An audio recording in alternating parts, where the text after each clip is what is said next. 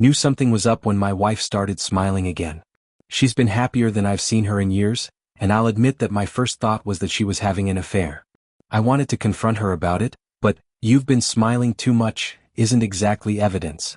But then she started coming home with dirt under her fingernails and I knew I had to speak up. Something funny was going on and I was going to get to the bottom of it.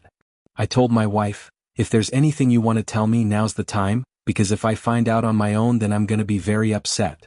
She admitted everything. "You've been doing what?" I asked. "Burying myself alive," she smiled. "It's been life-changing. For 30 minutes at a time, once a week, every week for the past 3 months, my wife has been buried alive in a coffin.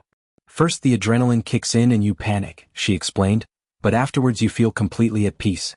All your problems seem so small once you've stared death in the face. You've got to try it." After a small back and forth, my wife somehow convinced me to try her little therapy.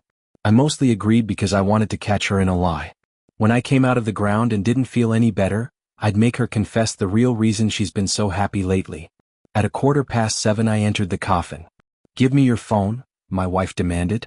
"Why?" I asked. "It's gonna be dark down there." "Because I know you and given the chance you'll be on your phone the whole time you're down there.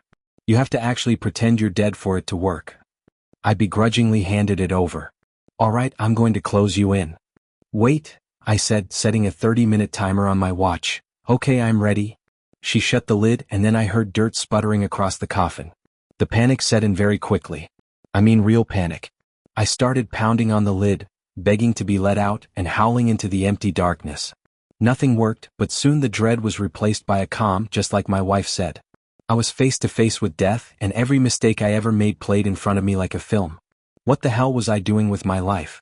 I've spent so little time actually enjoying being alive. I've grown old and bitter and resentful of everything. I've become revolting. I mean, what kind of man gets suspicious of his own wife because she's happy? I'm only projecting because I'm the one who had an affair first. I started planning all the ways I was going to do better, be better, when the alarm on my watch went off. "Time's up," I shouted. "Get me out of here." I heard nothing. "Hello," I called out again. "You can let me out now."